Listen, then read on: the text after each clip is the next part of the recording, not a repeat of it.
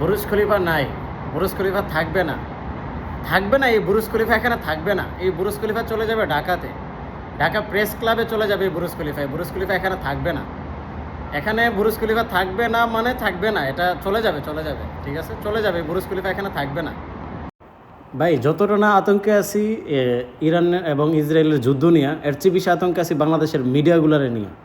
এগুলা যে কখন কোন নিউজ করে ফেলে, কাকে কোন দিক দিয়ে মেরে ফেলে, আল্লাহ আল্লাহ ছাড়া কেউ জানে না। এরা বলতেছে দুবাই নাকি খাদ্য সংকট, এই দেখেন খাদ্য সংকট। দুবাই সব কিছু নর্মাল ভাই। এই যেটা আমার অফিসের নিচে, এটা বুরুজ খলিফা, ওদিকে ডাউন টাউন, এই যে আমার অফিসের সুবা সিটিতে নিচে দেখেন হাজার হাজার গাড়ি এখানে পার্ক করা। সবাই অফিসে আসতেছে, সবাই অফিস করতেছে, everything is normal, Dubai is safe. But এগুলো এরা মিডিয়াগুলো এরকম নিউজ করতেছে, আল্লাহ আকবার, তাদেরকে বইলা লাভ নেই। ওই যে আমার অফিসের আশেপাশে সম্পূর্ণ দুবাই জায়গা আছে, যে আল যাদব, ক্রিক সিটি, রাসেল খোর, সম্পূর্ণ দুবাইটা আমার অফিস থেকে ট্রেক করা যায়। এটা ডাউন টাউন। আসলেই বাংলাদেশের মিডিয়াগুলো যদি আল্লাহ তাআলা হেদায়েত না দান করে, তাহলে এরা কখনোই ভালো হবে না।